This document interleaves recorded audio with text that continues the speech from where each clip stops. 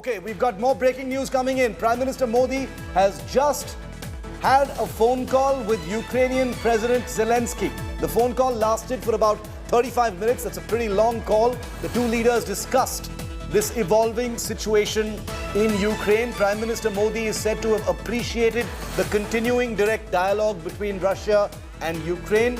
Prime Minister Modi also thanked President Zelenskyy for the help extended by the government of Ukraine in the evacuation of Indian nationals from that country.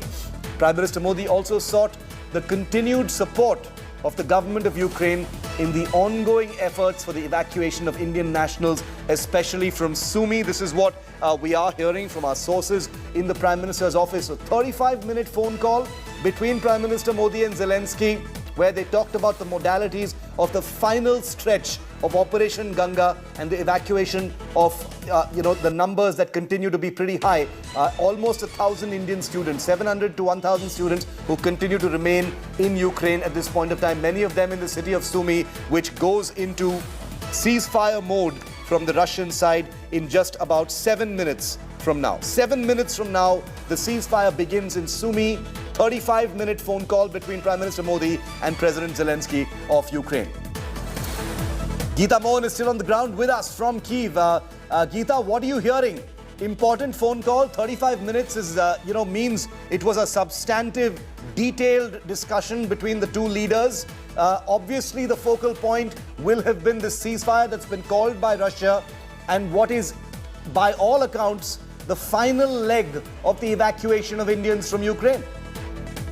Well, this is the first important call. The second important call that we'll be going through will be to Moscow. The second call, Shiv, is going to be between Prime Minister Narendra Modi and Russian President Vladimir Putin. So while this important call has taken place, Zeleanskyy will not be able to provide the humanitarian corridor. In fact, it's the latter part that is more important, where he says that both sides need to sit. There needs to be negotiated peace or settlement between the two sides. The first part has to do with the conversation that is going to take place in some time from now.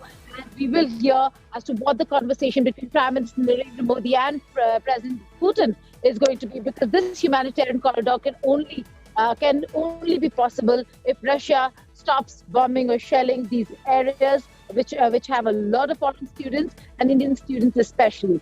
So the first call has taken place of the day. The second call, very important. We'll wait for that call also and the outcome of the call as to what is it that the Indian side asked and what is it that the Russian side really had to say on the demand or the request by Prime Minister Narendra Modi. Okay, so big 35-minute phone call has just happened. Geeta, 6 minutes from now, technically 6 minutes from now, is when that ceasefire comes into effect. Once that happens, it will be likely in effect for the entire day. Do we have a sense of what the Indian embassy will be doing?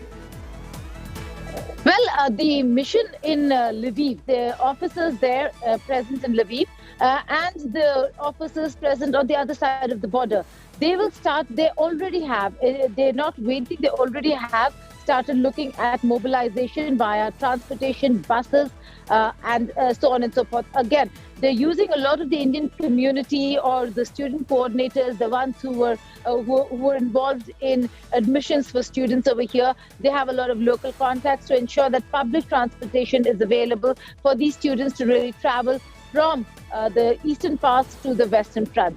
So buses, trains, vehicles, all of that now being mobilized to ensure that during this period of ceasefire, they can get out as many as Indian students as they can. And once they are in the western front, then it is not a problem. It will be very tedious. It's a long journey, an arduous one at that. We ourselves took it, Shiv.